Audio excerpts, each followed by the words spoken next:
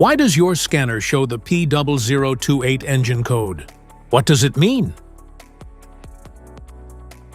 P0028 is a diagnostic trouble code for intake valve control, solenoid circuit range, or performance bank 2.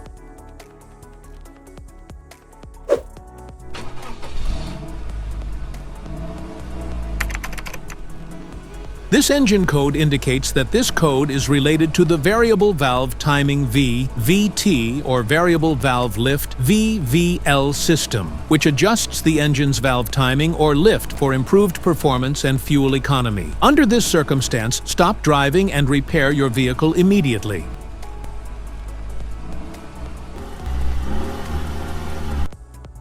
So, what causes this imbalance? Here are the most common culprits. This error can be caused by these possible faults in your vehicle. Low or dirty engine oil. Faulty VVT solenoid or oil control valve. Oil pressure switch malfunction. Wiring or connector issues. Oil leaks.